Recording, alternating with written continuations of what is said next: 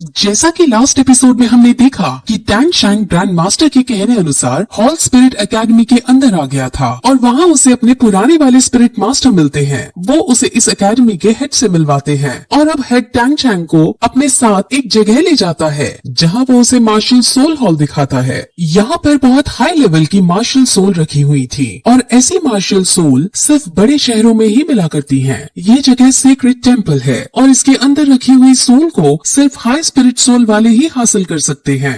हर कोई spirit master इसको हासिल करना चाहता है, लेकिन अभी तक ऐसा कोई भी पैदा नहीं हुआ है जो इसको प्राप्त कर पाए। अब फिर टैंग शैंग उन्हें अपनी स्पिरिट सोल दिखाता है और उसके अंदर जब वो दतूरा स्नेक की स्पिरिट रिंग देखते हैं तो बहुत शौक हो जाते हैं। जब उन्हें ये भी पता चलता है कि इस बच्चे की सोल पावर 13 है तब वो बहुत अचंभित होते हैं, क्योंकि इस बच्चे ने 2 लेवल स्किप करके सीधे 13 सोल पावर हासिल कर ली थी। अब वो समझ जाते हैं कि जरूर इसका टीचर कोई बड़ा आदमी है और जब वो उसे उसके टीचर के बारे में पूछते हैं तो टैंग शैंग ग्रैंड मास्टर को अपना टीचर बताता है। अब हेड उसे अपने यहाँ पढ़ाने के लिए रेडी हो जाते हैं और अब उसे इस एकेडमी में शामिल कर लिया जाता है। अब फिर टैंग शैंग बाहर जाता है और लोहारों की बस्ती में जाकर काम ढूंढने की कोशिश करता है। वो कुछ पैसे कमाना चाहता था ताकि अपनी रोजी रोटी कमा सके। वो एक एक करके लोहारों से काम मांगने लगता है, लेकिन हर कोई लोहार उसे बच्चा समझ उसका मजाक उड़ाकर भगा देता है। लेकिन एक लोहार उसे अपने यहाँ काम करने को कहता है और टैंग शैंग उसे सबसे मुश्किल काम जो कि रिफाइनिंग है वो मांग लेता है। अब ये सुनकर वो लोहार उसका मजाक उड़ाने लगता है, लेकिन टैंग शैंग उसकी बात का बुरा ना मानते हुए अपने पापा की सिखाई हुई टेक्निक को याद करता है। उसके पापा उसे रिफाइनिंग और फॉर्ज करने की अलग अलग टेक्निक सिखाया करते थे और उन सभी टेक्निक्स में टैंग शैंग ने माहिरता हासिल कर ली थी। अब टैंग शैंग उस लोहार का सामान लेता है और एक ही बार में पिग आयरन को फॉर्ज कर देता है। अब ये सब देखकर वहाँ खड़े सभी लोहार बहुत शॉक हो जाते हैं, क्योंकि उन्होंने तो ये सोचा था कि बच्चा हैमर को उठा तक नहीं पाएगा, लेकिन इसने तो रैंडम हैमरिंग स्किल का यूज करके एक ही बार में पिग आयरन को फॉर्ज कर दिया है। अब लोहार उसे काम पर रख लेता है क्योंकि उसे इस बच्चे से बहुत मुनाफा होने वाला है। वहीं फिर हमें एक मास्क मैन को दिखाते हैं जो टैंग शैंग को छुप छुप कर देख रहा था और उसकी हर गतिविधि पर नजर रख रहा था। अब फिर ट्रेनिंग करते करते और लोहार का काम करते करते उसे 1 साल बीत जाता है और फिर 1 साल बाद वो जीवू के साथ मिलकर अपने घर अपने डैड से मिलने जाता है, लेकिन वहाँ उसे अपने डैड नहीं मिलते। वहाँ उसके ग्रैंडपा जैक मौजूद थे जो उसके डैड का एक लेटर देते हैं। लेटर में लिखा था कि वो अब टैंग शैंग से दूर जा रहे हैं, क्योंकि अगर वो टैंग शैंग के पास रहेंगे तो टैंग शैंग को ट्रेनिंग करने में दिक्कतें होंगी। और दूसरी बात, उन्हें अपना भी एक पुराना काम है जो पूरा करना है, जिस वजह से वो अब तभी वापस लौटेंगे जब टैंग शैंग एक ताकतवर योद्धा बन जाएगा। अब अपने पापा को गया हुआ देख टैंग शैंग को बहुत बुरा लगता है। वहीं ग्रैंड मास्टर जो अब भी शहर के अंदर थे और वो अपने स्टूडेंट टैंग शैंग को ही याद कर रहे थे कि तभी गेट पर वहाँ टैंग शैंग के पिता टैंग हाउ आ जाते हैं। टैंग हाउ और ग्रैंड मास्टर एक दूसरे से 20 साल से नहीं मिले थे और जब ग्रैंड मास्टर अब टैंग हाउ को देखते हैं तो वो उसे देखकर बहुत शॉक होते हैं। उन्हें ये भी समझ आ जाता है कि टैंग शैंग इसका ही बेटा है और इसी वजह से वो इतना पावरफुल है। अब ग्रैंड मास्टर को ये पता चलता है कि टैंग हाउ ने अपने बेटे को अकेला छोड़ दिया है, जिस पर ग्रैंड मास्टर टैंग हाउ को बहुत खरी खोटी सुनाता है, क्योंकि टैंग शैंग अभी एक बच्चा है और ऐसा करना उसके साथ ठीक नहीं। लेकिन टैंग हाउ उसके बहुत कहने पर भी मानता नहीं और वो उसके पास वापस जाने के लिए रेडी नहीं होता। वो फिर उसे अलग तरह का दिखने वाला बैज देता है और खुद वहाँ से चला जाता है। वहीं टैंग शैंग जो अपने पापा की वजह से बहुत ज्यादा उदास हो जाता है और उसको कुछ भी करने का मन नहीं करता, लेकिन उसकी दोस्त जीवू उसे हिम्मत देती है और उसे समझाती है कि तुम्हारे डैड तुम्हारी भलाई के लिए तुम्हें छोड़कर गए हैं और वो तुम्हें एक बड़ा आदमी बनते देखना चाहते हैं, इसलिए तुम्हें अब दुख छोड़कर काम पर लग जाना चाहिए और बड़ा आदमी बनना चाहिए। अब टैंग शैंग समझ जाता है और वो दोनों कई और सारी बातें करते हैं और उनके बीच हमें एक रोमांटिक एंगल नजर आता है। वो दोनों एक दूसरे से हमेशा साथ रहने का वायदा करते हैं और टैंग शैंग उसकी हमेशा रक्षा करने की कसम खाता है। टैंग शैंग के पिता टैन हाउ की भी अपनी पूरी एक बैक स्टोरी है जो बहुत ज्यादा इंटरेस्टिंग है और उसके बारे में हमें आगे पता चलेगा। अब फिर टैंग शैंग जीवू को एरो चलाने की ट्रिक सिखाता है और उसे फिर अपना हिडन वेपन भी दिखाता है। हिडन वेपन को देख जीवू बहुत खुश हो जाती है और उससे हिडन वेपन मांगती है लेकिन टैंग शैंग हिडन वेपन जैसी खतरनाक चीज को उसको देने से मना कर देता है। वहीं अब टैंग शैंग आसमान में देखकर अपनी डैड को याद करता हुआ खुद से ये प्रॉमिस करता है कि वो एक दिन जरूर बहुत ज्यादा स्ट्रॉन्ग बनेगा। अब फिर उसको ट्रेनिंग करते 5 साल बीत जाते हैं और हमें 5 साल बाद टैंग शैंग को जीवू के साथ दिखाते हैं। वो दोनों अब बड़े हो चुके थे और अब वो ग्रैंड मास्टर के कहे अनुसार अपने हाई स्कूल की पढ़ाई करने श्रेक स्कूल में जा रहे थे। वो दोनों अब भी एक साथ रहते थे और उन दोनों में अब भी कहीं ना कहीं रोमांटिक एंगल था, लेकिन सिर्फ जीवू की तरफ से। टैंग शैंग उसे सिर्फ अपना एक दोस्त मानता था। अब श्रेक यूनिवर्सिटी का एंट्रेंस 2 दिन बाद था और 2 दिन तक उन्हें इस शहर में रुकना था और अब वो दोनों इन 2 दिनों के रुकने के लिए एक होटल देखने लगते हैं। वहाँ चलते चलते जीवू को एक होटल नजर आता है। उस होटल का नाम रोज होटल है और अब वो दोनों उसके अंदर जाते हैं। वहाँ सिर्फ एक रूम खाली था और वो उसके अंदर अपनी बुकिंग करने लगते हैं, लेकिन तभी वहाँ उनकी ही उम्र का एक आदमी जो 2 लड़कियों के साथ खड़ा था वो आता है और उनकी बुकिंग छीन कर खुद उस कमरे को लेने लगता है। वो आदमी बहुत ज्यादा स्ट्रॉन्ग था और होटल का मैनेजर तक उसके सामने झुकता था। सब लोग उससे डरते थे और इसीलिए होटल वाले उसे ही रूम देने लगते हैं। अब ये देखकर जीवू को गुस्सा आ जाता है और वो उससे बहस करने लगती है।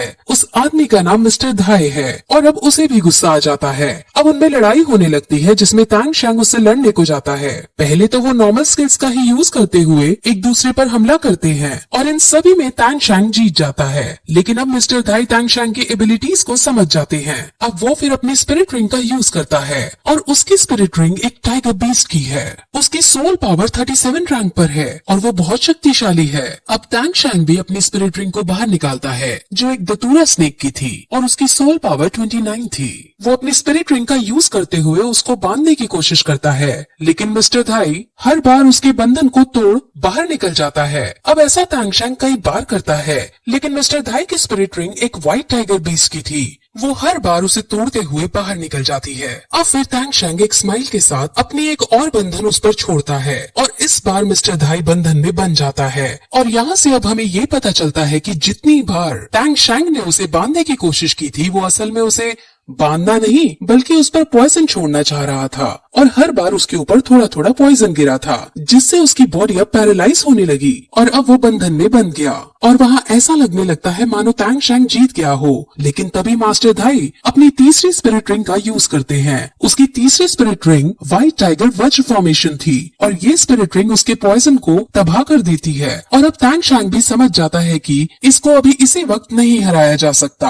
अब मिस्टर धाई जीत जाता है, लेकिन वो टैंग शैंग की बहुत तारीफ करता है क्योंकि उसकी स्पिरिट सोल एक ब्लू सिल्वर ग्रास की थी, लेकिन फिर भी उसने अच्छी लड़ाई लड़ी थी। ऐसा लग रहा था मानो मिस्टर धाई टैंग शैंग को यहाँ परखने आए हों, क्योंकि वो जीतने के बाद सीधे वहाँ से चले जाते हैं। वो रूम भी नहीं लेते और रूम की बुकिंग जीवू को मिल जाती है। अब मिस्टर धाई की स्टोरी भी हमें आगे पता चलेगी क्योंकि वो भी श्रेक स्कूल के अंदर ही एडमिशन लेने वाले हैं। अब वो दोनों फिर अपने रूम में जाने लगते हैं और रास्ते में वो मिस्टर धाई के बारे में बातें करते हैं। जीवू कहीं ना कहीं टैंग शैंग को पसंद करती थी, लेकिन टैंग शैंग एक जिम्मेदार और मैच्योर इंसान की तरह उसकी देखभाल किया करता था। अब रूम में पहुंचने पर उन्हें रूम बहुत अलग सा नजर आता है क्योंकि वो असल में एक हनीमून होटल था और ये देखकर टैंग शैंग को बहुत अजीब लगता है क्योंकि जीवू इतने शानदार रूम को देखकर बहुत खुश होती है और वो यहाँ वहाँ उछलकर सीधे बेड पर जाकर लेट जाती है। टैंग शैंग अब उसको बेड पर लेटा देख सोफे पर जाकर लेट जाता है और आज की लड़ाई के बारे में सोचने लगता है। असल में वो ये सोचता है कि अगर वो चाहता तो हिडन वेपन्स का यूज करके उसे हरा सकता था, लेकिन इससे हिडन वेपन की सच्चाई सबके सामने आ जाती,